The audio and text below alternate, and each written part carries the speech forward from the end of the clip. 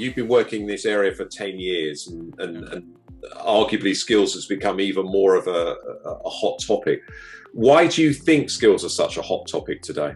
If you look at just globally, I mean, every industry is impacted by technology. You see, so people are really thinking about, okay, the current job that I have right now, is this still the same job that it will be in 10 years, or does it still exist? And what skills do I need? So on the one hand, you see a lot of new jobs, new jobs come on the market with new skills. And on the other hand, we see a lot of old jobs are disappearing in the next 5-6 years. So if you look at this mismatch between the markets, then people have to do something. Yeah. And if I look, for example, in my, and I think it's already going on, and just in day to day with recruiters, or even if I look at my own company, we had to find a new customer success manager. Yeah. And we had around, I think, 200 applicants coming in, and then, how do you shift? And the first thing that we did was on skills. Let's see, okay, how many languages do they speak? That was the first shift. Okay, what was the second shift? Okay, what kind of technologies do they use? We want to have someone expert on Excel. So, and then we found someone, and she came from a totally different industry. She came from the traveling industry, and she was working at a traveling shop, and that industry is being disrupted. And was I searching for someone who has a job as a travel agent? Not. Was I searching for someone who speaks a lot of languages and understands some technology and can deal with customers? And yes, I was. So I think it's already starting that all the resumes are changing already, and it will even go faster. So I understand why it's such a hot topic.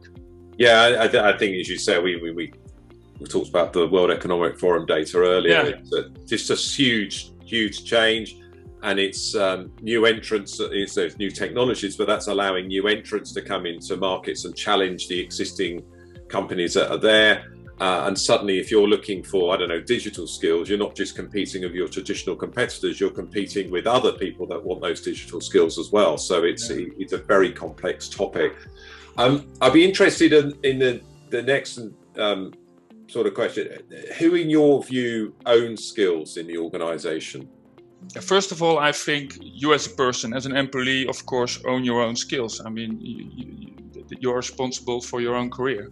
Yeah. But in the organization needs to support the employee with just, that he can see what skills he has right now and where he can grow to.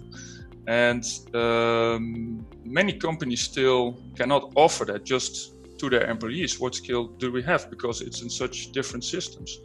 And L&D is, I would say, responsible of getting that data together and show employees what data they have, and also which data, and that can be complicated, which data is valid. I mean, what is okay, and what is your swimming degree? Does that be, that is maybe not a good example, but so what we see is it's not only L&D who can provide you the skills, but also the business. They have to say, what do we need?